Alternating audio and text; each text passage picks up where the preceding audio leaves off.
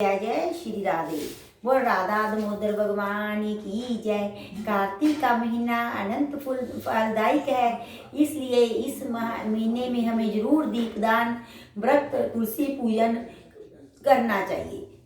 तो आज हम 19वें अध्याय का पाठ करेंगे। बोले कृष्ण भगवान की जय। ऋषि बोले, जय पीपल शनिवार के दिन ही क्यों पूजा जाता है? सूर्य जी बोले, समुद्र मंथन से जो रतन देवताओं को मिले उनमें लक्ष्मी और कौस्तव मणि विष्णु को मिले।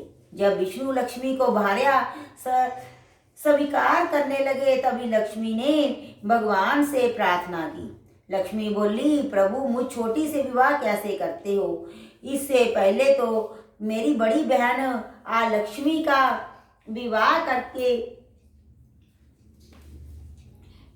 करके फिर मेरे साथ विवाह करो, यही सनातन धर्म है। सूर्य जी बोले, विष्णु ने लक्ष्मी की बात को सुन तपस्वी उदालक मुनि को अपने अनुरोध से लक्ष्मी दे दी। उस लक्ष्मी के श्वेत दांत थे, पतला शरीर, लाल नेत्र और बाल रूखे थे।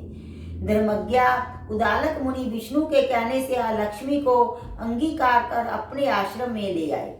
लक्ष्मी ओम के सुगंधित धुआं, वेद ध्वनि, सुंदरता देख दुखी होकर वह बोली, हे कांते, तू जहाँ क्यों नहीं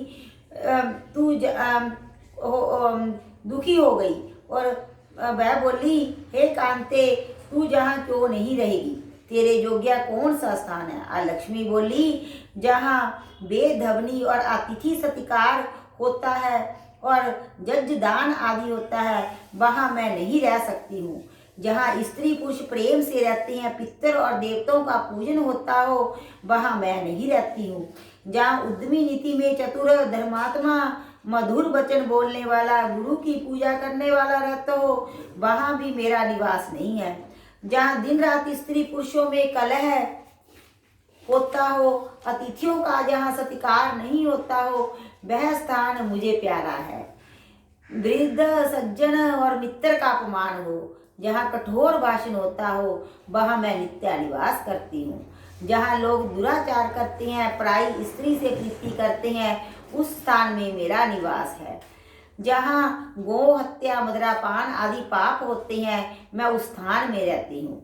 सूद जी बोले, तब लक्ष्मी के वचन को सुनकर उदास होकर मुनि उदालक बोले, हे ज्येष्ठ, जब तक मैं तुम्हारे योग्य निवास के लिए स्थान देखूं, तब तक तुम पीपल के वृक्ष के नीचे रहो। सूद जी बोले, इस प्रकार उसे वहीं बैठा उदालक मुनि चल दिए। वह बहुत देर तक उनकी राह देखती रही, पर पति के दर्शन ना हुए। फिर पति के त्याग से दुखी होकर विलाप करने लगी। उसके रोने की ध्वनि से लक्ष्मी ने व्याकुल होकर विष्णु से प्रार्थना की, हे स्वामी, मेरी बड़ी बहन पति के त्याग से दुखी है, उसको जाकर समझाओ।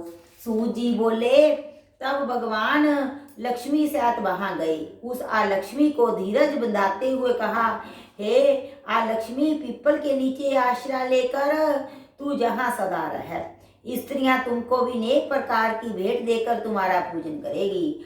यह कृष्ण और सत्याभामा तथा नारद और पृथु का संवाद मैंने वर्णन किया है। इस वचन को सुन ऋषि हंसने लगे और वे आपस में कुछ नहीं बोले। सब प्रसन्न चित्त होकर बद्रिका वन के दर्शन के लिए चले गए। जो प्राणी इस कथा को सुने और मनुष्य को सुनाए, वह सब पापों से छूटकर भगवान विष्णु के समीप मुक्ति को प्राप्त करेगा। इति कार्तिक महात्म 29वां अध्याय। बोल श्री कृष्ण भगवान की जय। कार्तिक महात्म की जय। राधा दामोदर भगवान की जय।